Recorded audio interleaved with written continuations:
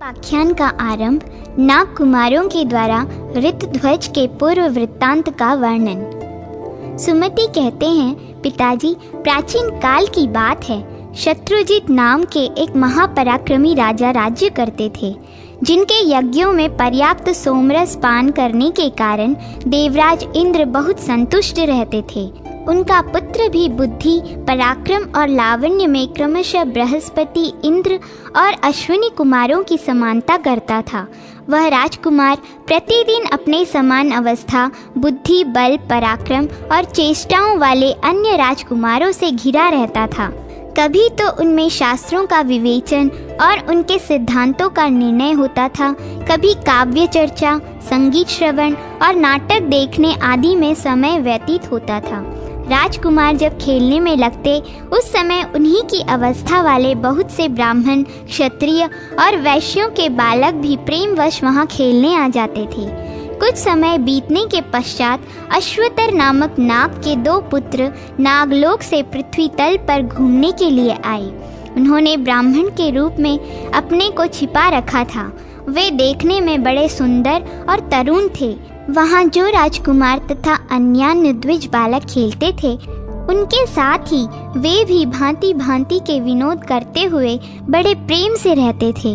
वे राजकुमार, वे ब्राह्मण, क्षत्रिय और वैश्यों के पुत्र तथा वे दोनों नागराज के बालक साथ ही साथ स्नान, अंग सेवा, वस्त्र धारण, चंदन का अनुलेप और भोजन आदि कार्य करते कराते थे। राजकुमार के प्रेमवश नागराज के दोनों पुत्र प्रतिदिन बड़ी प्रसन्नता के साथ वहां आते थे। उनके साथ भांति भांति के विनोद, हास्य और वार्तालाप आदि करने से राजकुमार को बड़ा सुख मिलता था। वे उन्हें साथ लिए बिना भोजन, स्नान, क्रीड़ा तथा शास्त्र चर्चा आदि कुछ भी नहीं करते थे। इसी प्रकार वे दोनों नाग कुमार भी उनके बिना रसातल में लंबी सांसें खींचते हुए रात बिताते और दिन निकलते ही उनके पास पहुंच जाते थे। इस तरह बहुत समय बीत जाने के बाद एक दिन नागराज अश्वतर ने अपने दोनों बालकों से पूछा, पुत्रों, तुम दोनों का मृत्युलोक के प्रति इतना अधिक प्रेम किस कारण है? बहुत दिनों से दिन के समय तुम लोग पाताल में नहीं दिखाई देते, केवल रात में ही मैं तुम्हें देख पाता हूँ। पुत्रों ने कहा, पिताजी, मृत्युलोक में राजा शत्रुजीत के एक पुत्र हैं, जिनका नाम ऋतध्वज है। वे बड़े ही रूपवान, सरल, शूरवीर, मानी तथा प्रिय वचन बोलने वाले हैं।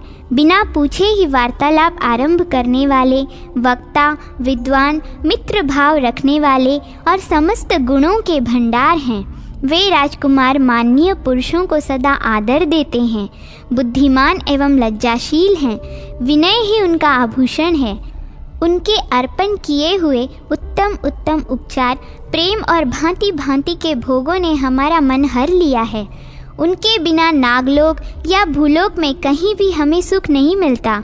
पिताजी, उनके वियोग से पाताल लोक की यह शीतल रजनी भी हमारे लिए संताप का कारण बनती है और उनका साथ होने से दिन के सूर्य भी हमें आह्लाद प्रदान करते हैं। पिता ने कहा, पुत्रों, अपने पुण्यात्मा पिता का वह बालक धन्य है, जिसके गुणों का वर्णन तुम जैसे गुणवान लोग परोक्ष में भी कर रहे हो। संसार में कुछ लोग ऐसे हैं जो शास्त्रों के ज्ञाता तो हैं, किंतु उनमें शील का अभाव है। कुछ लोग शीलवान तो हैं, किंतु शास्त्र ज्ञान से रहित हैं। जिस पुरुष में शास्त्रों का ज्ञान और उत्तम शील दोनों गुण समान रूप से हों, मैं उसी को विशेष धन्यवाद का पात्र समझता हूँ। जिसके मित्रोचित गुणों का मित्र लोग और पराक्रम का शत्रु लोग भी सत्पुरुषों के बीच में वर्णन करते हों, उसी पुत्र से पिता वास्तव में पुत्रवान होता है। ऋतध्वज तुम लोगों के उपकारी मित्र हैं। क्या तुम लोगों ने भी उनके चित्त को प्रसन्न करने के लिए कभी उनका कोई मनोरथ सिद्ध किया है? जिसके यहाँ से याचक कभी विमुख नहीं जाते और मित्र का कार्य कभी सिद्ध हुए बिना नहीं रहता, वही पुरुष धन्य है। उसी का जीवन और जन्म धन्य है। मेरे घर में जो सुवर्ण आदि रत्न, वाहन, आसन तथा और कोई वस्तु उनके लिए रुचिकर हो, वह सब तुम लोग निशंक होकर उन्हें दे सकते हो। जो सुहृदयों का उपकार करते हैं, शत्रुओं को हानि पहुंचाते तथा मेघ के समान सर्वत्र दान की वर्षा करते हैं, विद्वान लोग उनकी सदा ही उन्नति चाहते हैं। पुत्र बोले, पिताजी वे तो कृतकृत्य हैं, उनका कोई क्या उपकार कर सकता है। उनके घर पर आए हुए सभी याचक सदा ही पूजित होते हैं, उनकी सभी कामनाएं पूर्ण की जाती हैं। उनके घर में जो रत्न हैं वे हमारे पाताल में कहाँ हैं। वैसे वाहन, आसन, यान, भूषण और वस्त्र यहाँ कहाँ उपलब्ध हो सकते हैं। उनमें जो विज्ञान है वह और किसी में नहीं है। पिताजी वे बड़े बड़े विद्वानों के भी सब प्रकार के संदेहों का भली भांति निवारण करते हैं। हाँ, एक कार्य उनका अवश्य है, किंतु वह ब्रह्मा, विष्णु तथा शिव आदि सर्व समर्थ परमेश्वरों के सिवा हम लोगों के लिए सर्वथा असाध्य है। पिता ने कहा, पुत्रों, असाध्य हो या साध्य, किंतु मैं उस उत्तम कार्य को अवश्य सुनना चाहता हूँ। विद्वान पुरुषों के लिए कौन सा कार्य साध्य है? जो अपने मन, बुद्धि तथा इंद्रियों को संयम में रखकर उद्यम में लगे रहते हैं, उन मनुष्यों के लिए इस पाताल में या स्वर्ग में कोई भी ऐसी वस्तु नहीं है जो अज्ञात, अगम्य तथा अप्राय हो। चींटी धीरे धीरे चलती है, तथापि यदि वह चलती रहे तो सहस्त्रों योजन दूर चली जा सकती है। इसके विपरीत गरुड़ तेज चलने वाले होने पर भी यदि आगे पैर न बढ़ावें तो एक पग भी नहीं जा सकते। उद्योगी मनुष्यों के लिए कुछ गम्य और अगम्य नहीं होता, उनके लिए सब एक सा है। कहाँ यह भूमंडल और कहाँ ध्रुव का स्थान, जिसे पृथ्वी पर होते हुए भी राजा उत्तानपाद के पुत्र ध्रुव ने प्राप्त कर लिया। इसलिए पुत्रों, महाभाग राजकुमार को जिस वस्तु की आवश्यकता हो बतलाओ, जिसे देकर तुम दोनों मित्र ऋण से उऋण हो सको। पुत्रों ने कहा, पिताजी, महात्मा ऋतध्वज ने अपनी कुमारावस्था की एक घटना बतलाई थी। वह इस प्रकार है। राजा शत्रुजीत के पास पहले कभी एक श्रेष्ठ ब्राह्मण पधारे थे। उनका नाम था महर्षि गालव। वे बड़े बुद्धिमान थे और एक श्रेष्ठ अश्व लेकर आए थे। उन्होंने राजा से कहा, महाराज, एक पापाचारी नीच दैत्य आकर मेरे आश्रम का विध्वंस किए देता है। वह सिंह, हाथी तथा अन्य वन जंतुओं का और छोटे छोटे शरीर वाले दूसरे जीवों का भी शरीर धारण करके अकारण आता है और समाधि एवं मौन व्रत के पालन में लगे हुए मेरे सामने आकर ऐसे ऐसे उपद्रव करता है जिनसे मेरा चित्त चंचल हो जाता है। यद्यपि हम लोग उसे अपनी क्रोधाग्नि से भस्म कर डालने की शक्ति रखते हैं, तथापि बड़े कष्ट से उपार्जित की हुई तपस्या का अपव्यय करना नहीं चाहते। राजन, एक दिन की बात है, मैं उस असुर को देखकर अत्यंत खिन्न हो लंबी सांसें ले रहा था। इतने में ही यह घोड़ा आकाश से नीचे उतरा। उसी समय यह आकाशवाणी हुई, मुने, यह अश्व बिना थके समस्त भूमंडल की परिक्रमा कर सकता है। इसे सूर्यदेव ने आपके लिए प्रदान किया है। आकाश, पाताल और जल में भी इसकी गति नहीं रुकती। यह समस्त दिशाओं में बेरोक टोक जाता है। पर्वतों पर चढ़ने में भी इसे कठिनाई नहीं होती। समस्त भूमंडल में यह बिना थकावट के विचरण करेगा, इसलिए संसार में इसका कुवलय नाम प्रसिद्ध होगा। द्विज श्रेष्ठ, जो नीच दानव तुम्हें रात दिन क्लेश में डाले रहता है, उसका भी इसी अश्व पर आरूढ़ होकर राजा शत्रुजीत के पुत्र ऋतध्वज वध करेंगे। इस अश्वरत्न को पाकर इसी के नाम पर राजकुमार की प्रसिद्धि होगी। वे कुवलयाश्व कहलाएंगे। राजन, उस आकाशवाणी के अनुसार मैं तुम्हारे पास आया हूँ। तपस्या में विघ्न डालने वाले उस दानव को तुम रोको, क्योंकि राजा भी प्रजा की तपस्या के अंश का भागी होता है। भूपाल, अब मैंने यह अश्वरत्न तुमको समर्पित कर दिया। तुम अपने पुत्र को मेरे साथ चलने की आज्ञा दो, जिससे धर्म का लोप न होने पाए। गालव मुनि के यूं कहने पर धर्मात्मा राजा ने मंगलाचार पूर्वक राजकुमार ऋतध्वज को उस अश्वरत्न पर चढ़ाया और मुनि के साथ भेज दिया। गालव मुनि उन्हें साथ ले अपने आश्रम को लौट गए।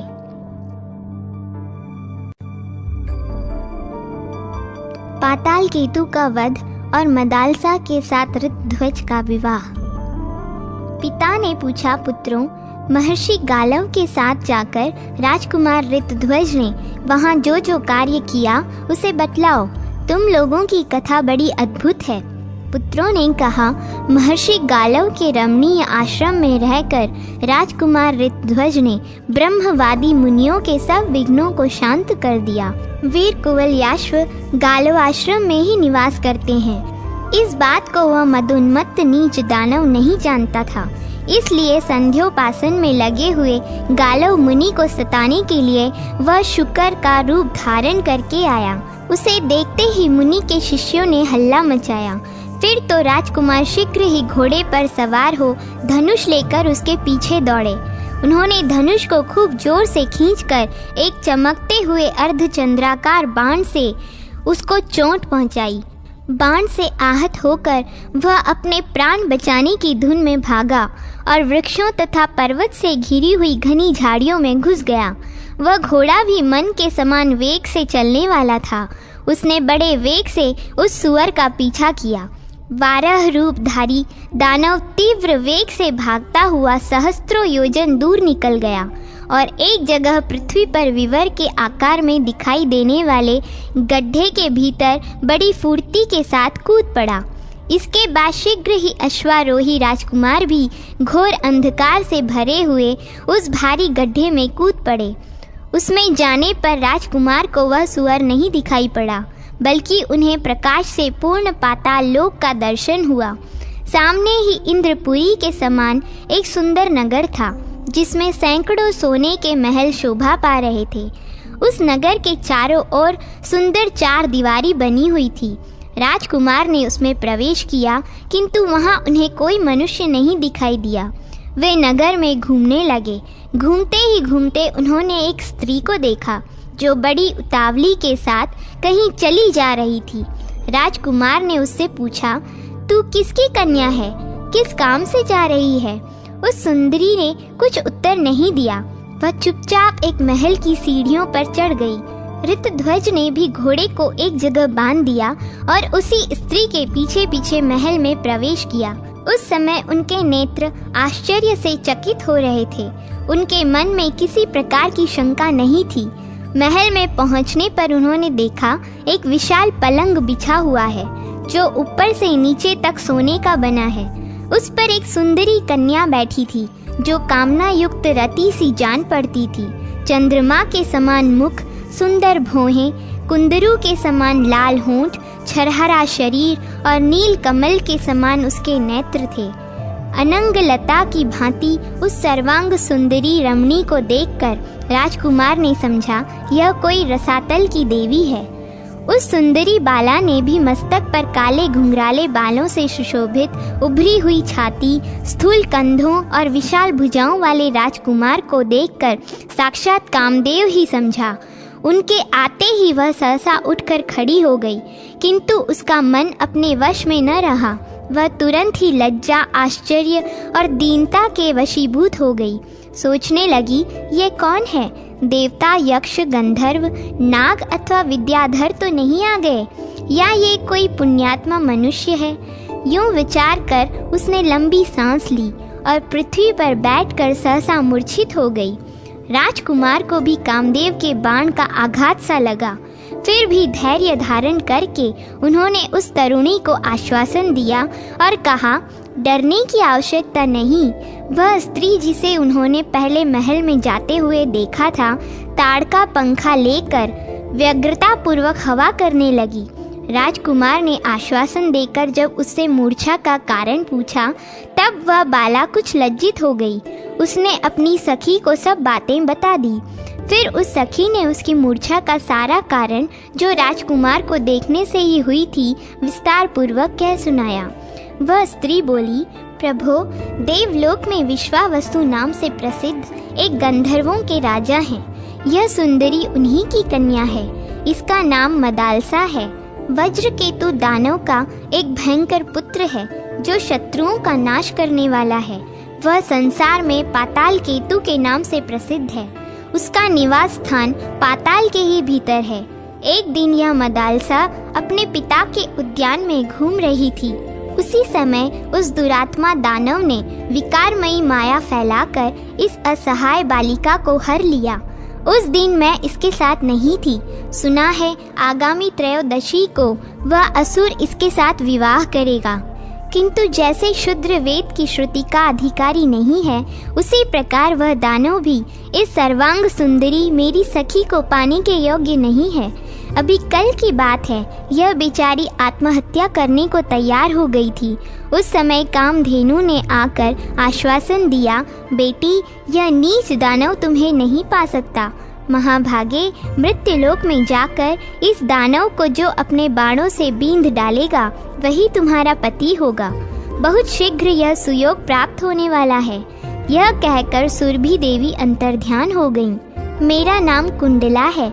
मैं इस मदालसा की सखी, विंध्यवान की पुत्री और वीर पुष्कर माली की पत्नी हूँ। शुंभ ने मेरे स्वामी को मार डाला। तब से उत्तम व्रतों का पालन करती हुई दिव्य गति से भिन्न भिन्न तीर्थों में विचरती रहती हूँ। अब मैं परलोक सुधारने में ही लगी हूँ। पाताल केतु आज वराह का रूप धारण करके मृत्युलोक में गया था। सुनने में आया है वहाँ मुनियों की रक्षा के लिए किसी ने उसको अपने बाणों का निशाना बनाया है। मैं इस बात का ठीक ठीक पता लगाने के लिए ही गई थी। पता लगाकर तुरंत लौट आई। सचमुच ही किसी ने उस अधम दानव को बाण से बींध डाला है। अब मदालसा के मूर्छित होने के कारण सुनिए। मानद, आपको देखते ही आपके प्रति इसका प्रेम हो गया, किंतु यह पत्नी होगी किसी और की, जिसने उस दानव को अपने बाणों का निशाना बनाया है। यही कारण है जिससे इसको मूर्छा आ गई। अब तो जीवन भर इसे दुख ही भोगना है, क्योंकि इसके हृदय का प्रेम तो आप में है और पति कोई और ही होने वाला है। सुरभि का वचन कभी अन्यथा नहीं हो सकता। मैं तो इसी के प्रेम से दुखी होकर यहाँ चली आई, क्योंकि मेरे लिए अपने शरीर में और सखी में कोई अंतर नहीं है। यदि यह अपनी इच्छा के अनुसार किसी वीर पति को प्राप्त कर लेती तो मैं निश्चिंत होकर तपस्या में लग जाती। महामते, अब आप अपना परिचय दीजिए। आप कौन हैं और कैसे यहाँ पधारे हैं? आप देवता, दैत्य, गंधर्व, नाग अथवा किन्नरों में से तो कोई नहीं है, क्योंकि यहाँ मनुष्य की पहुँच नहीं हो सकती और मनुष्य का ऐसा दिव्य शरीर भी नहीं होता। जैसे मैंने सब बातें सच सच बताई हैं, वैसे ही आप भी अपना सब हाल ठीक ठीक कहिए। कुवलयाश्व ने कहा, धर्मज्ञ, तुमने जो यह पूछा है कि आप कौन हैं और कहाँ से आए हैं, इसका उत्तर सुनो। मैं आरंभ से ही अपना सब समाचार बतलाता हूँ। शुभे, मैं राजा शत्रुजीत का पुत्र हूँ और पिता की आज्ञा से मुनियों की रक्षा के लिए महर्षि गालव के आश्रम पर आया था। वहाँ मैं धर्मपरायण मुनियों की रक्षा करता था, किंतु मेरे कार्य में विघ्न डालने के लिए कोई दानव शुकर का रूप धारण करके आया। मैंने उसे अर्धचंद्राकार बाण से बींध डाला। मेरे बाण की चोट खाकर वह बड़े वेग से भागा। तब मैंने भी घोड़े पर सवार होकर उसका पीछा किया। फिर सहसा वह वराह एक गड्ढे में गिर पड़ा। साथ ही मेरा घोड़ा भी उसमें कूद पड़ा। उस घोड़े पर चढ़ा हुआ मैं काल तक अंधकार में अकेला ही विचरता रहा। इसके बाद मुझे प्रकाश मिला और तुम्हारे ऊपर मेरी दृष्टि पड़ी। मैंने पूछा भी, किंतु तुमने कुछ उत्तर नहीं दिया।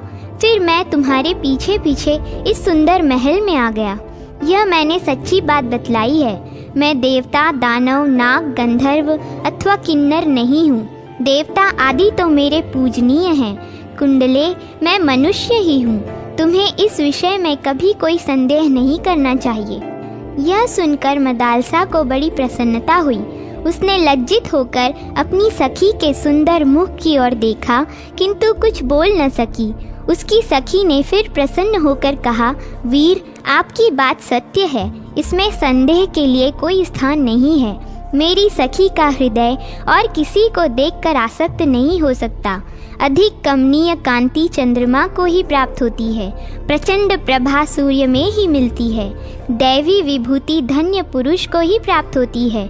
धृति धीर को और क्षमा उत्तम पुरुष को ही मिलती है। इसमें संदेह नहीं कि आपने ही उस नीच दानव का वध किया है। भला गोमाता सुरभि मिथ्या कैसे कहेंगी? मेरी यह सखी बड़ी भाग्यशालिनी है। आपका संबंध पाकर यह धन्य हो गई। वीर, जिस कार्य को विधाता ने ही रच रखा है उसे अब तुम भी पूर्ण करो। कुंडला की बात सुनकर राजकुमार ने कहा, मैं पिता के अधीन हूँ। उनकी आज्ञा के बिना इस गंधर्व राजकन्या से किस प्रकार विवाह करूँ? कुंडला बोली, नहीं नहीं, ऐसा न कहिए, यह देव कन्या है। आपके पिताजी इस विवाह से प्रसन्न होंगे, अतः इसके साथ अवश्य विवाह कीजिए। राजकुमार ने तथास्तु कहकर उसकी बात मान ली। तब कुंडला ने विवाह की सामग्री एकत्रित करके अपने कुलगुरु तुम्बुरु का स्मरण किया। वे समिधा और कुशा लिए तत्काल वहां आ पहुँचे। मदालसा के प्रेम से और कुंडला का गौरव रखने के लिए उन्होंने आने में विलंब नहीं किया।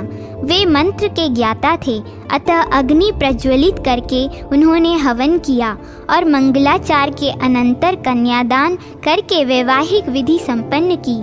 फिर वे तपस्या के लिए अपने आश्रम चले गए। तदनंतर कुंडला ने अपनी सखी से कहा, सुमुखी, तुम जैसी सुंदरी को राजकुमार ऋतध्वज के साथ विवाहित देखकर मेरा मनोरथ पूर्ण हो गया। अब मैं निश्चिंत होकर तपस्या करूंगी और तीर्थों के जल से अपने पापों को धो डालूंगी, जिससे फिर मेरी ऐसी दशा न हो। इसके बाद जाने के लिए उत्सुक हो कुंडला ने बड़ी विनय के साथ राजकुमार से भी वार्तालाप किया। इस समय अपनी सखी के प्रति स्नेह की अधिकता से उसकी वाणी गदगद हो रही थी। कुंडला बोली, प्रभु, आपकी बुद्धि बहुत बड़ी है। आप जैसे लोगों को कोई पुरुष भी उपदेश नहीं दे सकता, फिर मुझ जैसी स्त्रियां तो दे ही कैसे सकती हैं। किंतु इस मदालसा के स्नेह से मेरा चित्त आकृष्ट हो गया तथा आपने भी अपने प्रति मेरे हृदय में एक विश्वास उत्पन्न कर दिया है।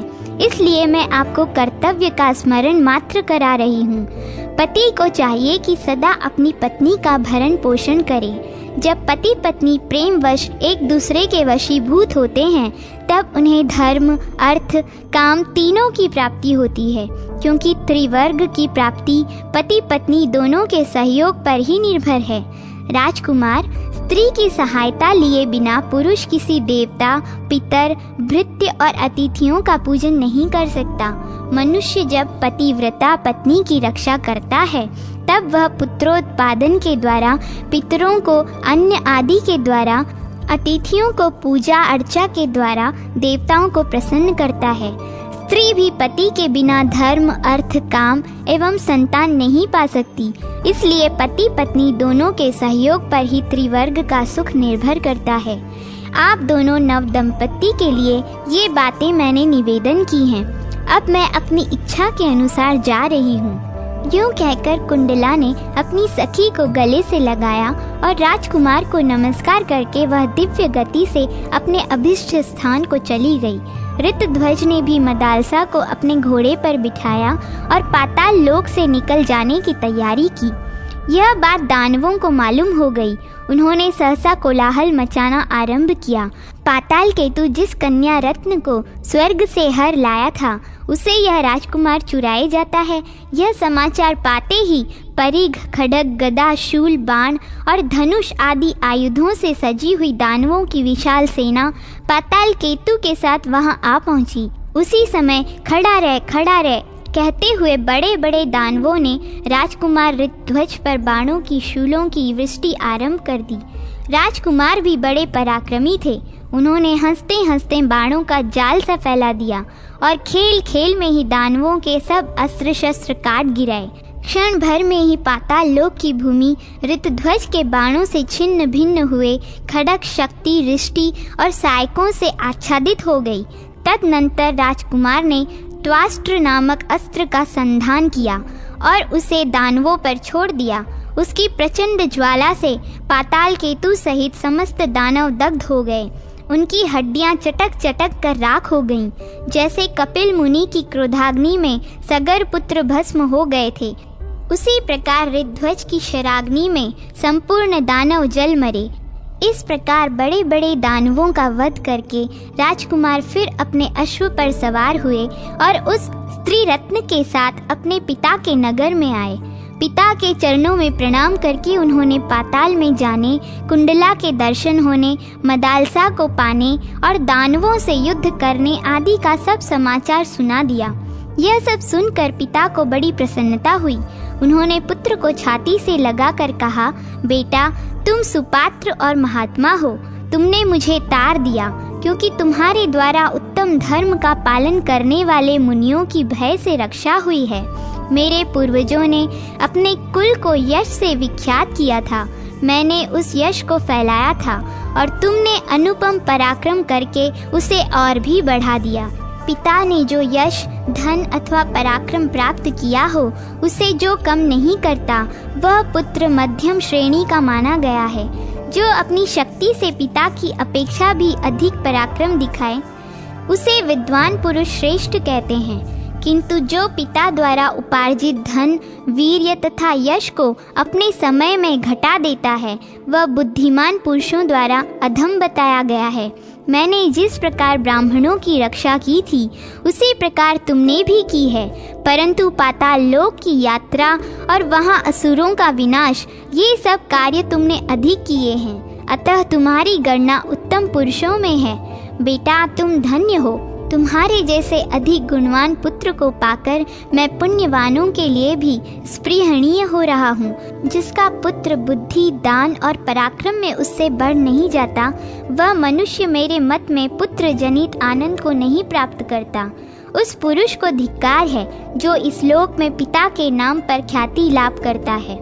जो पिता अपने पुत्र के कार्य से विख्यात होता है, उसी का जन्म सफल है। जो अपने नाम से प्रसिद्ध होता है, वह सबसे उत्तम है। जो पिता और पितामहों के नाम पर ख्यात होता है, वह मध्यम है, तथा जो मातृपक्ष या माता के नाम से प्रसिद्धि प्राप्त करता है, वह अधम श्रेणी का मनुष्य है। इसलिए पुत्र, तुम धन, पराक्रम और सुख के साथ अभ्युदयशील बनो। इस गंधर्व कन्या का तुमसे कभी वियोग न हो। इस प्रकार बारंबार भांति भांति के प्रिय वचन कहकर पिता ने ऋतध्वज को हृदय से लगाया और मदालसा के साथ उन्हें राजमहल में भेज दिया। राजकुमार ऋतध्वज अपनी पत्नी के साथ पिता के नगर में तथा उद्यान, वन एवं पर्वत शिखरों पर आनंद पूर्वक विहार करते रहे। कल्याणी मदालसा प्रतिदिन प्रातः काल उठकर सास ससुर के चरणों में प्रणाम करती और अपने पति के साथ रहकर आनंद भोगती थी।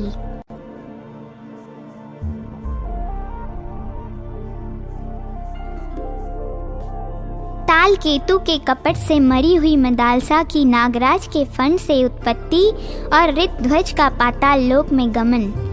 दोनों नाग कुमार कहते हैं, पिताजी, तदनंतर बहुत समय व्यतीत हो जाने पर राजा ने पुनः अपने पुत्र से कहा, बेटा, तुम प्रतिदिन प्रातःकाल इसी अश्व पर सवार हो ब्राह्मणों की रक्षा के लिए पृथ्वी पर विचरते रहो। सैकड़ों दुराचारी दानव इस पृथ्वी पर मौजूद हैं, उनसे मुनियों को बाधा न पहुँचे, ऐसी चेष्टा करो। पिता की इस आज्ञा के अनुसार राजकुमार उसी दिन से ऐसा ही करने लगे। वे पूर्वाह में ही सारी पृथ्वी की परिक्रमा करके पिता के चरणों में मस्तक झुकाते थे। एक दिन की बात है, वे घूमते हुए यमुना तट पर गए। वहाँ पाताल केतु का छोटा भाई ताल केतु आश्रम बनाकर रहता था। राजकुमार ने उसे देखा। वह मायावी दानव मुनि का रूप धारण किए हुए था। उसने पहले के वैर का स्मरण करके उनसे कहा, राजकुमार, मैं तुमसे एक बात कहता हूँ, यदि तुम्हारी इच्छा हो तो उसे करो। तुम सत्य प्रतिज्ञ हो, अतः तुम्हें मेरी प्रार्थना भंग नहीं करनी चाहिए। मैं धर्म के लिए यज्ञ करूँगा और उसमें अनेक इष्टियाँ करनी होंगी। इन सब के लिए इष्ट का चयन करना भी आवश्यक है, किंतु मेरे पास दक्षिणा नहीं है। अतः वीर, तुम सुवर्ण के लिए मुझे अपने गले का यह आभूषण दे दो और मेरे इस आश्रम की रक्षा करो। तब तक मैं जल के भीतर प्रवेश करके प्रजा की पुष्टि के लिए वरुण देवता संबंधी वैदिक मंत्रों से वरुण देवता की स्तुति करता हूँ। स्तुति के पश्चात जल्दी ही लौटूंगा। उसके यूं कहने पर राजकुमार ने उसे प्रणाम किया और अपने कंठ का आभूषण उतारकर उसे दे दिया। फिर इस प्रकार कहा, आप निश्चिंत होकर जाइए, जब तक लौट नहीं आएंगे तब तक यहीं मैं आपके आश्रम के समीप ठहरूंगा। राजकुमार के इस प्रकार कहने पर तालकेतु नदी के जल में डुबकी लगाकर अदृश्य हो गया और वे उसके माया निर्मित आश्रम की रक्षा करने लगे। जल के भीतर से वह राजकुमार के नगर में चला गया और मदालसा तथा अन्य लोगों के समक्ष पहुंचकर इस प्रकार बोला। तालकेतु ने कहा, वीर कुवलयाश्व मेरे आश्रम के समीप गए थे और तपस्वियों की रक्षा करते हुए किसी दुष्ट दैत्य से युद्ध कर रहे थे। उन्होंने अपनी शक्ति भर युद्ध किया और बहुत से ब्राह्मण द्वेषी दैत्यों को मौत के घाट उतारा। फिर उस पापी दैत्य ने माया का सहारा लेकर शूल से उनकी छाती छेद डाली। मरते समय उन्होंने अपने गले का यह आभूषण मुझे दे दिया। फिर तपस्वियों ने मिलकर उनका अग्नि संस्कार कर दिया। उनका अश्व भयभीत हो नेत्रों से आंसू बहाता हुआ हिनहिनाता रहा। उसी अवस्था में वह दुरात्मा दानव उसे अपने साथ पकड़ कर ले गया। मुझ पापाचारी निष्ठुर ने यह सब कुछ अपनी आंखों देखा है। इसके बाद जो कुछ कर्तव्य हो वह आप लोग करें। अपने हृदय को आश्वासन देने के लिए यह गले का हार ग्रहण कीजिए। यूं कहकर तालकेतु ने वह हार पृथ्वी पर छोड़ दिया और जैसे आया था वैसे ही चला गया। यह दुखपूर्ण समाचार सुनकर वहां के लोग शोक से व्याकुल हो मूर्छित हो गए। फिर थोड़ी देर में होश में आने पर रानीवास की सभी स्त्रियां, राजा तथा महारानी भी अत्यंत दुखी होकर विलाप करने लगी। मदालसा ने उनके गले के आभूषण को देखा और पति को मारा गया सुनकर तुरंत ही अपने प्यारे प्राणों को त्याग दिया। तदनंतर पुरवासियों तथा महाराज के महल में भी बड़े जोर से करुण क्रंदन होने लगा। राजा शत्रुजीत ने जब मदालसा को पति के बिना मृत्यु को प्राप्त हुई देखा तब कुछ विचार करके मन को स्थिर किया और वहां शोक करते हुए सब लोगों से कहा, प्रजाजनों और देवियों, मैं तुम्हारे और अपने लिए रोने का कोई कारण नहीं देखता। सभी प्रकार के संबंध अनित्य होते हैं। इस बात का भली भांति विचार करने पर क्या पुत्र के लिए शोक करूं और क्या पुत्र वधू के लिए? सोचने से ऐसा जान पड़ता है वे दोनों कृतकृत्य होने के कारण शोक के योग्य हैं। जो सदा मेरी सेवा में लगा रहता था और मेरे ही कहने से ब्राह्मणों की रक्षा में तत्पर हो मृत्यु को प्राप्त हुआ, वह मेरा पुत्र बुद्धिमान पुरुषों के लिए शोक का विषय कैसे हो सकता है? जो अवश्य जाने वाला है, उस शरीर को यदि मेरे पुत्र ने ब्राह्मणों की रक्षा में लगा दिया तो यह महान अभ्युदय का कारण है। इसी प्रकार उत्तम कुल में उत्पन्न हुई यह मेरी पुत्र वधू यदि इस प्रकार अपने स्वामी में अनुरक्त हो परलोक में उसके पास गई है तो उसके लिए भी शोक करना कैसे उचित हो सकता है? क्योंकि स्त्रियों के लिए पति के अतिरिक्त दूसरा कोई देवता नहीं है। यदि यह पति के रहने पर भी जीवित रहती तो हमारे लिए, बंधु बांधवों के लिए तथा अन्य दयालु पुरुषों के लिए शोक के योग्य हो सकती थी।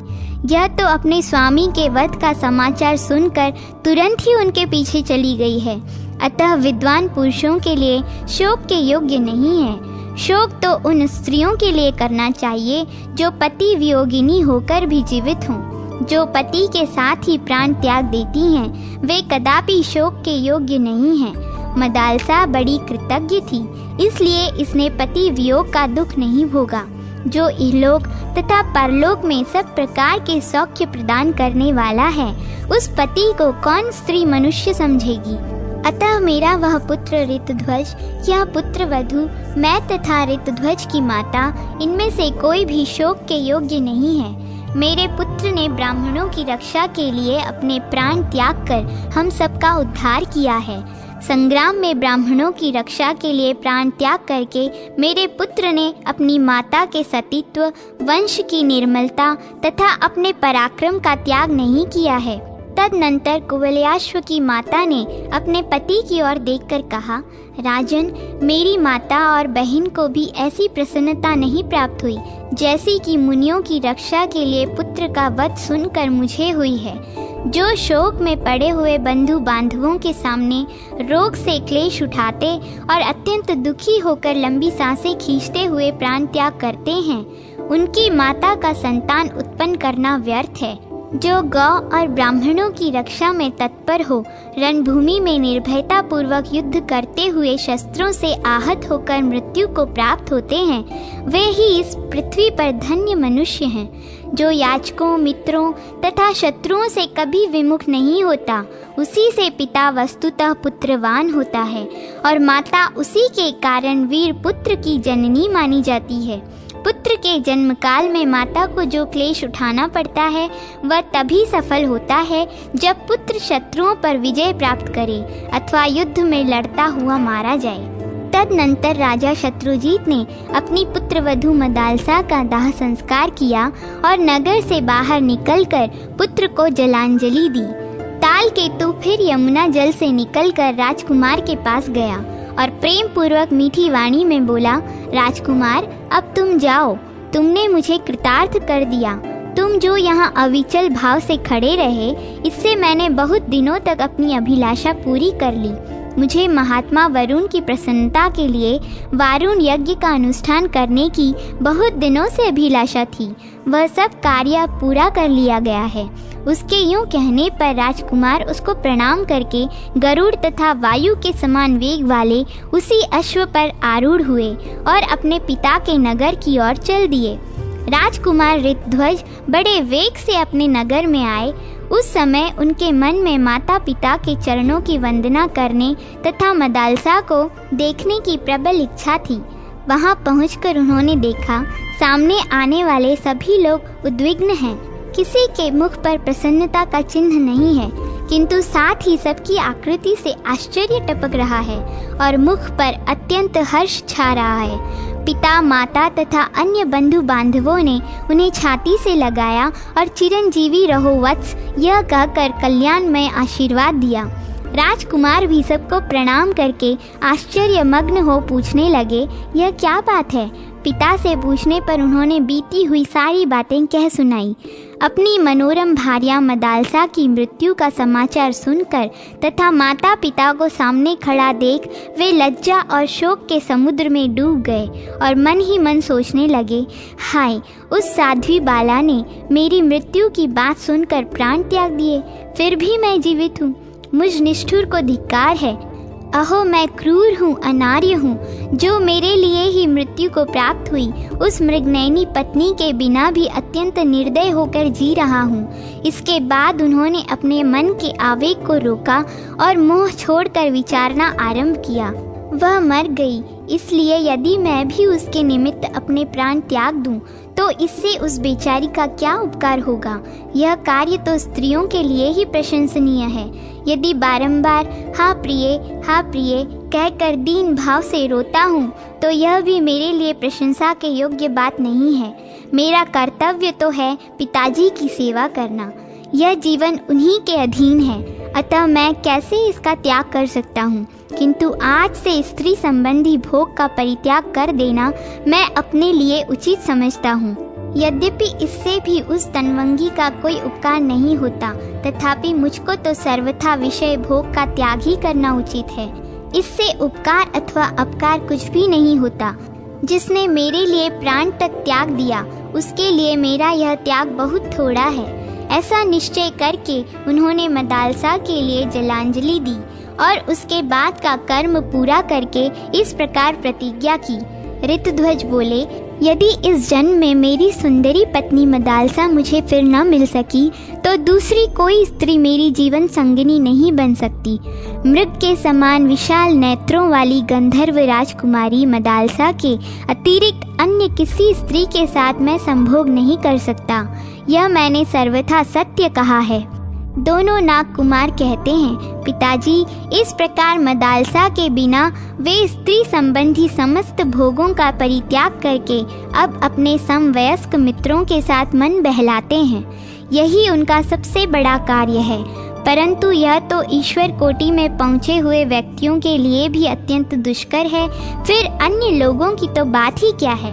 नागराज अश्वतर बोले, पुत्रों, यदि किसी कार्य को असंभव मानकर मनुष्य उसके लिए उद्योग नहीं करेंगे तो उद्योग छोड़ने से उनकी भारी हानि होगी। इसलिए मनुष्य को अपने पौरुष का त्याग न करते हुए कर्म का आरंभ करना चाहिए, क्योंकि कर्म की सिद्धि दैव और पुरुषार्थ दोनों पर अवलंबित है।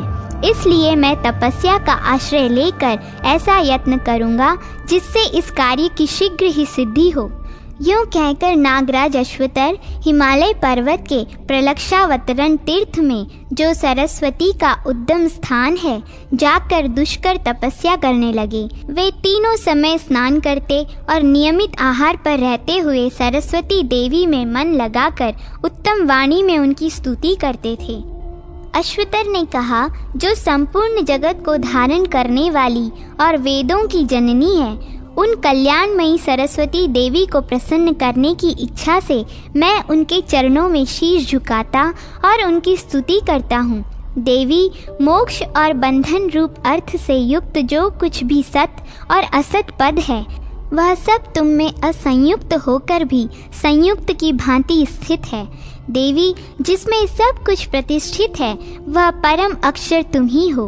परम अक्षर परमाणु की भांति स्थित है। अक्षर रूप पर ब्रह्म और अक्षर रूप यह जगत तुम में ही स्थित है। जैसे काष्ठ में अग्नि तथा पार्थिव सूक्ष्म परमाणु भी रहते हैं, उसी प्रकार ब्रह्म और यह संपूर्ण जगत तुम में स्थित है। देवी, ओमकार अक्षर के रूप में जो तुम्हारा श्री विग्रह है, वह स्थावर जंगम रूप है। उसमें जो 3 मात्राएं हैं, वे ही सब कुछ है। अस्ति नास्ति रूप में वह वृहत होने वाले जो कुछ भी है, वह सब उन्हीं में स्थित है। 3 लोक, 3 वेद, 3 विद्याएं, 3 अग्नि, 3 ज्योति, धर्म आदि 3 वर्ग, 3 गुण, 3 शब्द, 3 दोष, 3 आश्रम, 3 काल, 3 अवस्थाएं, त्रिविध पितर, दिन रात और संध्या, ये सभी 3 मात्राओं के अंतर्गत हैं। देवी सरस्वती, इस प्रकार यह सब तुम्हारा ही स्वरूप है। भिन्न भिन्न प्रकार के दृष्टिकोण रखने वाले व्यक्तियों के लिए जो ब्रह्म के आदि एवं सनातन स्वरूप भूत 7 प्रकार की सोम यज्ञ संस्थाएं, 7 प्रकार की अवीर यज्ञ संस्थाएं, 7 प्रकार की पाक यज्ञ संस्थाएं वेद में वर्णित हुई हैं, उन सब का अनुष्ठान ब्रह्मवादी पुरुष तुम्हारे अंगभूत मंत्रों के उच्चारण से ही करते हैं। उक्त 3 मात्राओं से परे जो अर्ध मात्रा के आश्रित बिंदु है, उसका वाणी द्वारा निर्देश नहीं किया जा सकता। वह अविकारी, अक्षय, दिव्य तथा परिणाम शून्य है। देवी, वह आपका ही स्वरूप है, जिसका वर्णन मेरे द्वारा असंभव है। मुख, जीभ, तालु और होंठ आदि किसी भी स्थान से उसका उच्चारण नहीं हो सकता। इंद्र, वसु, ब्रह्मा, चंद्रमा, सूर्य और अग्नि भी वही है। वही संपूर्ण जगत का निवास स्थान, जगत स्वरूप, जगत का ईश्वर एवं परमेश्वर है। सांख्य, वेदांत और वेदों में उसी का प्रतिपादन हुआ है।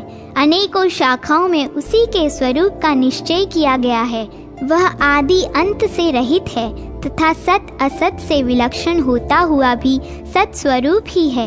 अनेक रूपों में प्रतीत होता हुआ भी एक है और एक होकर भी जगत के भेदों का आश्रय लेकर अनेक है। वह नाम रूप से रहित है। 6 गुण, 6 वर्ग तथा 3 गुण भी उसी के आश्रित हैं। वह एक ही परम शक्तिमान तत्व है, जो नाना प्रकार की शक्ति रखने वाले जीवों की शक्ति का संचार करता रहता है। सुख, दुख तथा महासौख्य सब उसी अर्धमात्रा रूप तुरीय पद के स्वरूप हैं। इस प्रकार तीनों मात्राओं से अतीत जो तुरीय धाम रूप ब्रह्म है, वह तुम्ही में अभिव्यक्त होता है। देवी, इस तरह सकल, निष्कल, अद्वैत निष्ठ तथा द्वैत निष्ठ जो ब्रह्म है, वह भी तुमसे व्याप्त है। जो पदार्थ नित्य हैं, जो विनाशशील हैं, जो स्थूल हैं तथा जो सूक्ष्म रूप से भी अत्यंत सूक्ष्म हैं, जो इस पृथ्वी पर, अंतरिक्ष में या किसी और स्थान में देखे जाते हैं, उन सब की उपलब्धि तुम्ही से होती है। मूर्त अमूर्त समस्त भूत अथवा एक एक भूत, जो कुछ भी भूलोक, पृथ्वी, आकाश या अन्य स्थान में उपलब्ध होता है, वह सब तुम्हारे ही स्वर और व्यंजनों से संबद्ध है। इस प्रकार स्तुति करने पर श्री विष्णु की जिह् रूपा सरस्वती देवी ने प्रकट हो महात्मा अश्वतर नाग से कहा, कंबल के भाई नागराज अश्वतर, तुम्हारे मन में जो इच्छा हो उसे बताओ, मैं तुम्हें वर दूंगी।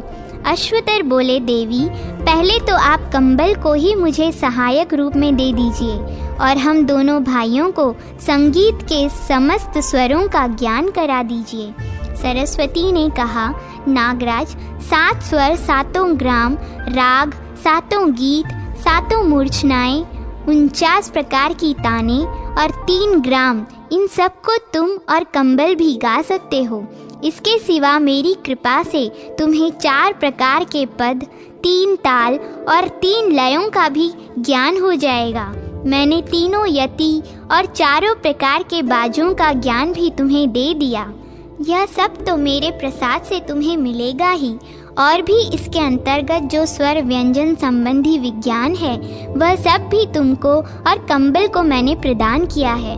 तुम दोनों भाई संगीत की संपूर्ण कला में जितने कुशल होगे, वैसा भूलोक, देवलोक और पाताल लोक में कोई दूसरा नहीं होगा।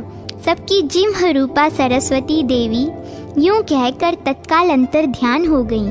उन दोनों भाइयों को सरस्वती जी के कथनानुसार पद, ताल और स्वर आदि का उत्तम ज्ञान प्राप्त हुआ। तदनंतर वे कैलाश शिखर पर निवास करने वाले भगवान शंकर की आराधना करने के लिए वहां गए और वीणा की लय के साथ 7 प्रकार के गीतों से शंकर जी को प्रसन्न करने के लिए पूर्ण प्रयत्न करने लगे। प्रातः काल, रात्रि में, मध्याह्न के समय और दोनों संध्याओं में वे भगवत परायण होकर भगवान शंकर की स्तुति करने लगे। बहुत समय तक स्तुति करने के बाद उनके गीत से भगवान शंकर प्रसन्न हुए और बोले, वर मांगो। तब कंबल सहित अश्वतर ने महादेव जी को प्रणाम करके कहा, भगवान, यदि आप हम दोनों पर प्रसन्न हैं तो हमें मनोवांछित फल वर दें। कुवलयाश्व की पत्नी मदालसा, जो अब मर चुकी है, पहले की ही अवस्था में मेरी कन्या के रूप में प्रकट हो। उसे पूर्व जन्म की बातों का स्मरण हो, पहले ही जैसी उसकी कांति हो, तथा वह योगिनी एवं योग विद्या की जननी होकर मेरे घर में उत्पन्न हो। महादेव जी ने कहा, नागराज, तुमने जो कुछ कहा है वह सब मेरे प्रसाद से निश्चय ही पूर्ण होगा।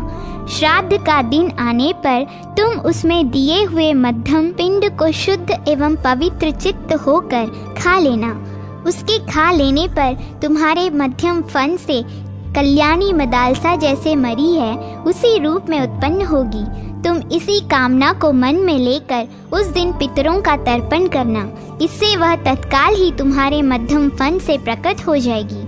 यह सुनकर वे दोनों भाई महादेव जी के चरणों में प्रणाम करके बड़े संतोष के साथ पुनः रसातल में लौट आए। अश्वतर ने उसी प्रकार श्राद्ध किया और मध्यम पिंड का विधि पूर्वक भोजन किया। फिर जब उक्त मनोरथ को लेकर वे तर्पण करने लगे, उस समय उनके सांस लेते हुए मध्यम फन से सुंदरी मदालसा तत्काल प्रकट हो गई। नागराज ने यह रहस्य किसी को नहीं बताया। मदालसा को महल के भीतर गुप्त रूप से स्त्रियों के संरक्षण में रख दिया। इधर नागराज के पुत्र प्रतिदिन भूलोक में जाते और ऋतध्वज के साथ देवताओं की भांति क्रीड़ा करते रहते थे। एक दिन नागराज ने प्रसन्न होकर अपने पुत्रों से कहा, मैंने पहले तुम लोगों को जो कार्य बताया था उसे तुम क्यों नहीं करते? पुत्रों, राजकुमार ऋतध्वज हमारे उपकारी और सम्मानदाता हैं, फिर उनका भी उपकार करने के लिए तुम लोग उन्हें मेरे पास क्यों नहीं लाते हो? अपने स्नेही पिता के यूं कहने पर वे दोनों मित्र के नगर में गए और कुछ बातचीत का प्रसंग चलाकर उन्होंने कुवलयाश्व को अपने घर में चलने के लिए कहा। तब राजकुमार ने उन दोनों से कहा, सखे, यह घर भी तो आप ही दोनों का है। धन, वाहन, वस्त्र आदि जो कुछ भी मेरा है वह सब आपका भी है। यदि आपका मुझ पर प्रेम है तो आप धन, रत्न आदि जो कुछ किसी को देना चाहें यहाँ से लेकर दें। दुर्देव ने मुझे आपके स्नेह से इतना वंचित कर दिया है कि आप मेरे घर को अपना नहीं समझते। यदि आप मेरा प्रिय करना चाहते हो अथवा यदि आपका मुझ पर अनुग्रह हो तो मेरे धन और ग्रह को आप लोग अपना ही समझें। आप लोगों का जो कुछ है वह मेरा है और मेरा आप लोगों का है। आप लोग मेरे बाहरी प्राण हैं, इस बात को सत्य माने। मैं अपने हृदय की शपथ दिलाकर कहता हूँ, आप मुझ पर कृपा करके फिर ऐसी भेदभाव की सूचित करने वाली बात कभी मुँह से न निकालें। यह सुनकर उन दोनों नाग कुमारों के मुख स्नेह के आंसुओं से भीग गए और वे कुछ प्रेम पूर्ण रोष से बोले, ऋतध्वज, तुम जो कुछ कहते हो उसमें तनिक भी संदेह नहीं है। हमारे मन में भी वैसा ही भाव है, परंतु हमारे महात्मा पिता ने बार बार कहा है कि मैं कुवलयाश्व को देखना चाहता हूँ। इतना सुनते ही कुवलयाश्व अपने सिंहासन से उठकर खड़े हो गए और यह कहकर कि पिताजी की जैसी आज्ञा है वही करूँगा, वे पृथ्वी पर उनके उद्देश्य से प्रणाम करने लगे। कुवलयाश्व बोले, मैं धन्य हूँ, अत्यंत पुण्यात्मा हूँ। मेरे समान भाग्यशाली दूसरा कौन है, क्योंकि आज पिताजी मुझे देखने की इच्छा करते हैं। अतः मित्रों, आप लोग उठें और उनके पास चलें। मैं पिताजी के चरणों की शपथ खाकर कहता हूँ, उनकी इस आज्ञा का क्षण भर भी उल्लंघन करना नहीं चाहता। यूं कहकर राजकुमार ऋतध्वज उन दोनों नाग कुमारों के साथ नगर से बाहर निकले और पुण्य सलीला गोमती के तट पर गए। फिर वे सब लोग गोमती के बीच धारा में उतरकर चलने लगे। राजकुमार ने सोचा, नदी के उस पार इन दोनों का घर होगा। इतने में ही उन नाग कुमारों ने उन्हें खींचकर पाताल पहुंचा दिया। वहां जाने पर उन्होंने अपने दोनों मित्रों को स्वस्तिक के लक्षणों से सुशोभित सुंदर नाग कुमारों के रूप में देखा। वे फनों की मणि से देदीप्यमान हो रहे थे। उन्हें इस रूप में देखकर राजकुमार के नेत्र आश्चर्य से खिल उठे। उन्होंने मुस्कुराते हुए प्रेम पूर्वक कहा, वाह, ये तो अच्छा रहा।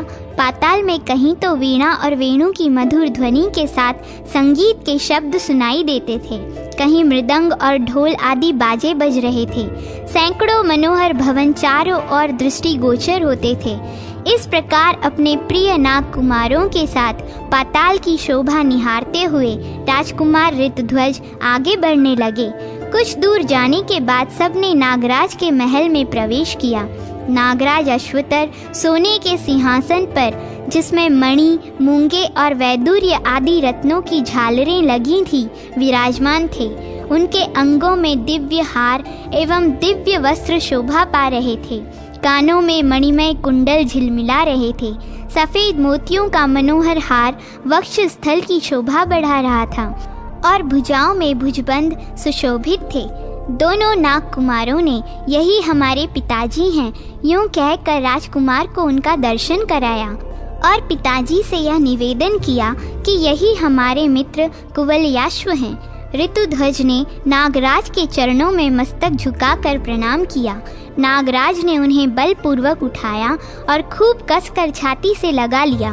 फिर उनका मस्तक सूंघ कर कहा, बेटा, चिरजीवी रहो, शत्रुओं का नाश करके पिता माता की सेवा करो। वत्स, तुम धन्य हो, क्योंकि मेरे पुत्रों ने परोक्ष में भी मुझसे तुम्हारे असाधारण गुणों की प्रशंसा की है। तुम मन, वाणी और शरीर की चेष्टाओं के साथ अपने गुण गौरव सहित सदा बढ़ते रहो। गुणवान का ही जीवन प्रशंसनीय है। गुणहीन मनुष्य तो जीते जी ही मरे के समान है। गुणवान पुत्र पिता माता को शांति एवं संतोष प्रदान करता है। देवता, पितर, ब्राह्मण, मित्र, याचक, दुखी तथा बंधु बांधव भी गुणवान पुरुष के चिरंजीवी होने की अभिलाषा करते हैं। जिनकी कभी निंदा नहीं हुई, जो दीन दुखियों पर दया करते तथा आपत्तिग्रस्त मनुष्य जिनकी शरण लेते हैं, ऐसे गुणवान पुरुषों का ही जन्म सफल है। वीर कुवलयाश्व से यूं कहकर उनका स्वागत सत्कार करने के लिए नागराज अपने पुत्रों से बोले, बेटा क्रमशः स्नान आदि सब कार्य पूरा करके इन्हें इच्छा अनुसार भोजन कराओ। उसके बाद हम लोग इनसे मन को प्रसन्न करने वाली बातें करते हुए कुछ काल तक एक साथ बैठेंगे। राजा शत्रुजीत के पुत्र ने चुपचाप उनकी आज्ञा स्वीकार की। तत्पश्चात सत्यवादी नागराज ने अपने पुत्रों तथा राजकुमार के साथ प्रसन्नता पूर्वक भोजन किया। ऋतध्वज को मदालसा की प्राप्ति तथा बाल्यकाल में अपने पुत्रों को मदालसा का उपदेश। सुमति कहते हैं, नागराज महात्मा अश्वतर जब भोजन कर चुके तब उनके पुत्र और राजकुमार ऋतध्वज तीनों उनके पास आकर बैठे। नागराज ने मन को प्रिय लगने वाली बातें कहकर अपने पुत्रों के सखा को प्रसन्न किया और पूछा, आयुष्मान, आज तुम मेरे घर पर आए हो, अतः जिससे तुम्हें सुख मिले ऐसी किसी वस्तु के लिए यदि तुम्हारी इच्छा हो तो बताओ। जैसे पुत्र अपने पिता से मन की बात कहता है, उसी प्रकार तुम भी निशंक होकर मुझसे अपना मनोरथ कहो। सोना, चांदी, वस्त्र, वाहन, आसन अथवा और कोई अत्यंत दुर्लभ एवं मनोवांछित वस्तु मुझसे मांगो। कुवलयाश्व ने कहा, भगवान, आपके प्रसाद से मेरे पिता के घर में आज भी सुवर्ण आदि सभी बहुमूल्य वस्तुएं मौजूद हैं। इन सब वस्तुओं की मुझे आवश्यकता नहीं है। जब तक पिताजी हजारों वर्षों तक पृथ्वी का शासन करते हैं और आप पाताल लोक का राज्य करते हैं, तब तक मेरा मन याचना करने के लिए उत्सुक नहीं हो सकता। जिनके पिता जीवित हैं वे परम सौभाग्यशाली और पुण्यात्मा हैं। भला मेरे पास क्या नहीं है? सज्जन मित्र, निरोग शरीर, धन और यौवन सभी कुछ तो है।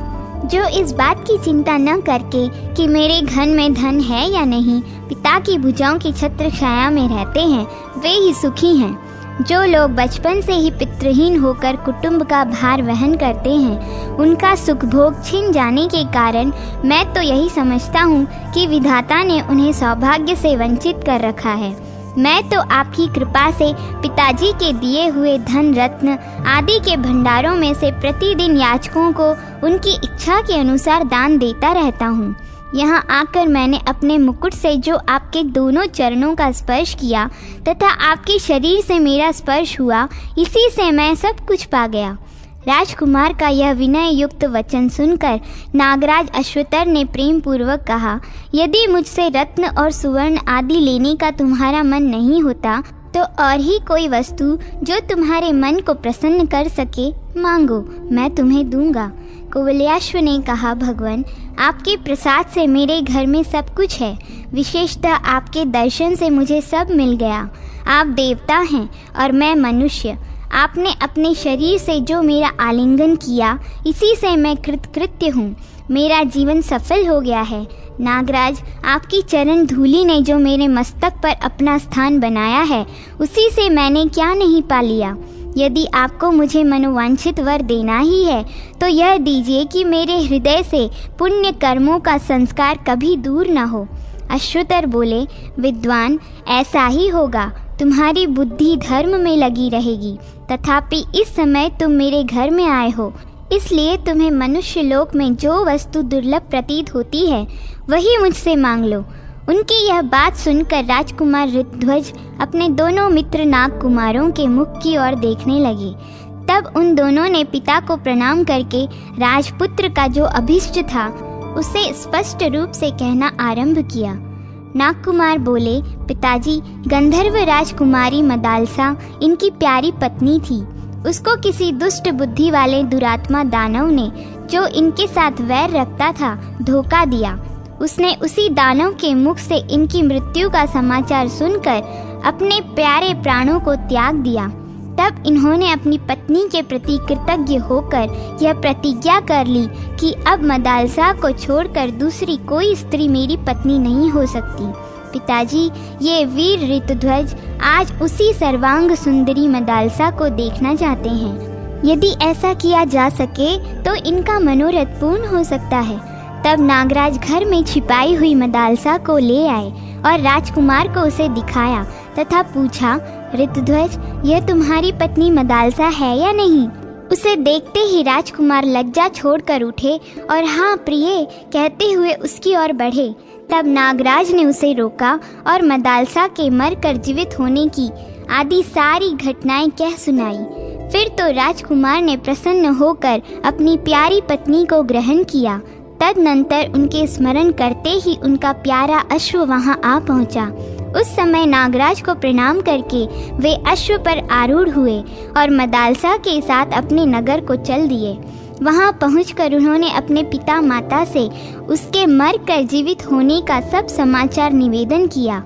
कल्याणमयी मदालसा ने भी सास ससुर के चरणों में प्रणाम किया तथा अन्य स्वजनों को भी यथायोग्य सम्मान दिया। तत्पश्चात उस नगर में पूर्ववासियों के यहाँ बहुत बड़ा उत्सव हुआ। इसके बाद बहुत समय बीतने के पश्चात महाराज शत्रुजीत पृथ्वी का भली भांति पालन करके परलोकवासी हो गए। तब पूर्ववासियों ने उनके महात्मा पुत्र ऋतध्वज को, जिसके आचरण तथा व्यवहार बड़े ही उदार थे, राजपद पर अभिषिक्त किया। वे भी अपनी प्रजा का औरस पुत्रों की भांति पालन करने लगे। तदनंतर मदालसा के गर्भ से प्रथम पुत्र उत्पन्न हुआ। राजा ने उसका नाम विक्रांत रखा।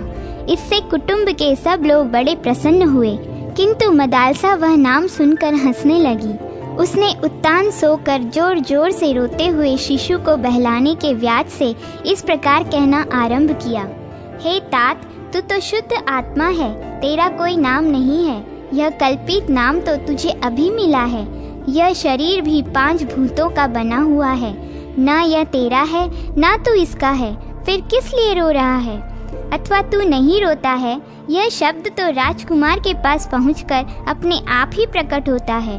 तेरी संपूर्ण इंद्रियों में जो भांति भांति के गुण अवगुणों की कल्पना होती है, वे भी पाश्च भौतिक ही हैं। जैसे इस जगत में अत्यंत दुर्बल भूत अन्य भूतों के सहयोग से वृद्धि को प्राप्त होते हैं, उसी प्रकार अन्न और जल आदि भौतिक पदार्थों को देने से पुरुष के पाश्च भौतिक शरीर की ही पुष्टि होती है।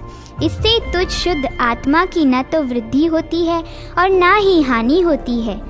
तू अपने उस चोले तथा इस देह रूपी चोले के जीर्ण शीर्ण होने पर मोह न करना। शुभाशुभ कर्मों के अनुसार यह देह प्राप्त हुआ है। तेरा यह चोला मद आदि से बंधा हुआ है। कोई जीव पिता के रूप में प्रसिद्ध है, कोई पुत्र कहलाता है, किसी को माता और किसी को प्यारी स्त्री कहते हैं। कोई यह मेरा है कहकर अपनाया जाता है और कोई मेरा नहीं है इस भाव से पराया माना जाता है। इस प्रकार ये भूत समुदाय के ही नाना रूप हैं, ऐसा तुझे मानना चाहिए। यद्यपि समस्त भोग दुख रूप हैं, तथापि मूढ़ चित्त मानव उन्हें दुख दूर करने वाला तथा सुख की प्राप्ति करने वाला समझता है। किंतु जो विद्वान हैं, जिनका चित्त मोह से आच्छन्न नहीं हुआ है, वे उन भोग जनित सुखों को भी दुख ही मानते हैं। स्त्रियों की हंसी क्या है? हड्डियों का प्रदर्शन।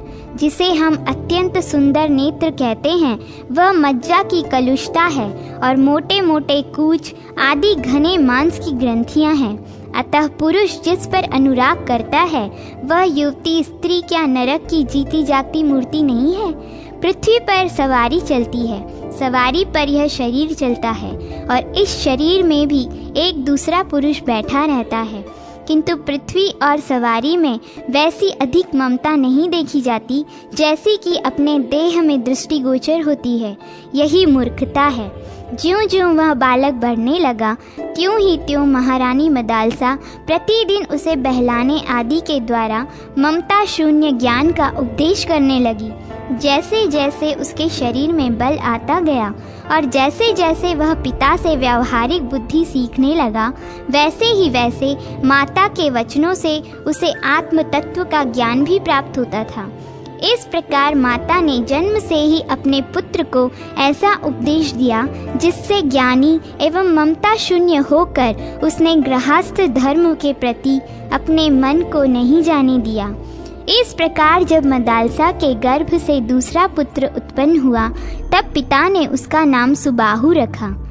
इस पर भी मदालसा हंसने लगी। उस बालक को भी वह पहले की ही भांति बहलाते बहलाते बचपन से ही ऐसा उपदेश देने लगी जिससे वह परम बुद्धिमान ज्ञानी हो गया। तृतीय पुत्र उत्पन्न होने पर राजा ने उसका नाम शत्रुमर्दन रखा। इस पर भी सुंदरी मदालसा बहुत देर तक हंसती रही तथा उसको भी उसने पहले की ही भांति बाल्यकाल से ही ज्ञान का उपदेश दिया। बड़ा होने पर वह निष्काम कर्म करने लगा। सकाम कर्म की ओर उसकी रुचि नहीं रही। राजा ऋतध्वज जब चौथे पुत्र का नामकरण करने चले तब सदाचार परायणा मदालसा पर उनकी दृष्टि पड़ी। उस समय वह मंद मंद मुस्कुरा रही थी। उसे हंसते देख राजा को कुछ कौतूहल हुआ, अतः उन्होंने पूछा, देवी, जब मैं नामकरण करने चलता हूँ तब तुम हंसती क्यों हो? इसका कारण बताओ। मैं तो समझता हूँ विक्रांत, सुबाहु और शत्रुमर्दन ये सुंदर नाम रखे गए हैं। ये क्षत्रियों के योग्य तथा शौर्य में उपयोगी हैं। भद्रे, यदि तुम्हारे मन में यह बात हो कि ये नाम अच्छे नहीं हैं, तो मेरे चौथे पुत्र का नाम तुम स्वयं ही रखो। मदालसा बोली, महाराज, आपकी आज्ञा का पालन करना मेरा कर्तव्य है, अतः आप जैसा कहते हैं उसके अनुसार मैं आपके चौथे पुत्र का नाम स्वयं ही रखूंगी। यह धर्मज्ञ बालक इस संसार में अलर्क के नाम से विख्यात होगा। आपका यह कनिष्ठ पुत्र बड़ा बुद्धिमान होगा। माता के द्वारा रखे गए अलर्क इस असंबद्ध नाम को सुनकर राजा ठठहा कर हंस पड़े और इस प्रकार बोले, शुभे, तुमने मेरे पुत्र का जो यह अलर्क नाम रखा है उसका क्या कारण है? ऐसा असंबद्ध नाम क्यों रखा? इसका क्या अर्थ है? मदालसा ने कहा, महाराज, यह तो व्यावहारिक कल्पना है। लौकिक व्यवहार चलाने के लिए कोई सा नाम रख लिया जाता है। इससे पुरुष का कुछ भी संबंध नहीं है। आपने भी जो नाम रखे हैं वे भी निरर्थक ही हैं। कैसे? सो बतलाती हूँ, सुनिए। ज्ञानी लोग पुरुष को व्यापक बतलाते हैं। आपने प्रथम पुत्र का नाम विक्रांत रखा है। इसके अर्थ पर विचार कीजिए। क्रांति का अर्थ है गति। एक स्थान से दूसरे स्थान में जाने को गति कहते हैं। जब इस देह का ईश्वर आत्मा सर्वत्र व्यापक है तब वह दूसरी जगह जा नहीं सकता, अतः उसका नाम विक्रांत रखना मुझे निरर्थक ही जान पड़ता है। पृथ्वीनाथ, दूसरे पुत्र का जो सुबाहु नाम रखा गया है वह भी व्यर्थ ही है, क्योंकि आत्मा निराकार है, उसको बाह कहाँ से आई? तृतीय पुत्र का जो अरिमर्दन नाम नियत किया गया है, मेरी समझ से वह भी असंबद्ध ही है। इसका कारण भी सुनिए। अरिमर्दन का अर्थ है शत्रु का मर्दन करने वाला। जब सब शरीरों में एक ही आत्मा रहती है तब उसका कौन शत्रु है और कौन मित्र? मूर्तिमान भूतों के द्वारा मूर्तिमान भूतों का ही मर्दन होता है। आत्मा तो अमूर्त है, उसका मर्दन कैसे हो सकता है? क्रोध आदि मर्दन कैसे हो सकता है? क्रोध आदि आत्मा से पृथक रहते हैं, अतः यह अरिमर्दन की कल्पना निरर्थक ही है। यदि व्यवहार का भली भांति निर्वाह करने के लिए ऐसे असंगत नामों की कल्पना हो सकती है तो अलर्क नाम में ही आपको क्यों निरर्थकता प्रतीत होती है? रानी मदालसा के द्वारा इस प्रकार भली भांति समझाए जाने पर परम बुद्धिमान महाराज ऋतध्वज ने अपनी प्राण वल्लभा को यथार्थवादिनी मानकर कहा, तुम्हारा कथन सत्य है। तदनंतर उसने पहले पुत्रों की भांति उसको भी ज्ञानजनक बातें सुनाना आरंभ की। तब राजा ने उसे रोककर कहा, राजा बोले, अरे यह क्या करती हो? पहले पुत्रों की भांति इसे भी ज्ञान का उपदेश देकर मेरी वंश परंपरा का उच्छेद करने पर क्यों तुली हो? यदि तुम्हें मेरा प्रिय कार्य करना हो और यदि मेरी बातों को मानना तुम्हें उचित प्रतीत होता हो तो मेरे इस पुत्र को प्रवृत्ति मार्ग में लगाओ देवी। ऐसा करने से कर्म मार्ग का उच्छेद नहीं होगा तथा पितरों के पिंडदान का लोप नहीं होगा। जो पितर देवलोक में हैं, जो तिर्यक योनि में पड़े हैं, जो मनुष्य योनि में एवं भूत वर्ग में स्थित हैं, वे पुण्यात्मा हो या पापात्मा, जब भूख प्यास से विकल होते हैं तो अपने कर्मों में लगा हुआ मनुष्य पिंडदान तथा जलदान के द्वारा उन्हें तृप्त करता है। इसी तरह वह देवताओं और अतिथियों को भी संतुष्ट रखता है। देवता, मनुष्य, पितर, भूत, प्रेत, गुहक, पक्षी, कृमि और कीट आदि भी मनुष्य से ही जीविका चलाते हैं। अतः सुंदरी, तुम मेरे पुत्र को ऐसा उपदेश दो जिससे इहलोक और परलोक उसमें उत्तम फल देने वाले क्षत्रिय योचित कर्तव्य का उसे ठीक ठीक ज्ञान हो। पति के यूं कहने पर श्रेष्ठ नारी मदालसा अपने पुत्र अलर्क को बहलाती हुई इस प्रकार उपदेश देने लगी। बेटा, तू धन्य है जो शत्रु रहित होकर अकेला ही चिरकाल तक इस पृथ्वी का पालन करता रहेगा। पृथ्वी के पालन से तुझे सुख भोग की प्राप्ति हो और धर्म के फल स्वरूप तुझे अमरत्व मिले। पर्वों के दिन ब्राह्मणों को भोजन के द्वारा तृप्त करना, बंधु बांधवों की इच्छा पूर्ण करना, अपने हृदय में दूसरों की भलाई का ध्यान रखना और पराई स्त्रियों की ओर कभी मन को न जाने देना। अपने मन में सदा श्री विष्णु भगवान का चिंतन करना, उनके ध्यान से अंतःकरण के काम क्रोध आदि 6 शत्रुओं को जीतना, ज्ञान के द्वारा माया का निवारण करना और जगत की अनित्यता का विचार करते रहना, धन की आय के लिए राजाओं पर विजय प्राप्त करना, यश के लिए धन का सद्व्यय करना, पराई निंदा सुनने से डरते रहना तथा विपत्ति के समुद्र में पड़े हुए लोगों का उद्धार करना। वीर, तू अनेक यज्ञों के द्वारा देवताओं को तथा धन के द्वारा ब्राह्मणों एवं शरणागतों को संतुष्ट करना, कामना पूर्ति के द्वारा स्त्रियों को प्रसन्न रखना और युद्ध के द्वारा शत्रुओं के छक्के छुड़ाना। बाल्यावस्था में तू भाई बंधुओं को आनंद देना, कुमारावस्था में आज्ञा पालन के द्वारा गुरुजनों को संतुष्ट रखना, युवावस्था में उत्तम कुल को सुशोभित करने वाली स्त्री को प्रसन्न रखना और वृद्धावस्था में वन के भीतर निवास करते हुए वनवासियों को सुख देना। तात, राज्य करते हुए अपने सुहृदयों को प्रसन्न रखना, साधु पुरुषों की रक्षा करते हुए यज्ञों द्वारा भगवान का यजन करना, संग्राम में दुष्ट शत्रुओं का संहार करते हुए गौ और ब्राह्मणों की रक्षा के लिए अपने प्राण निछावर कर देना।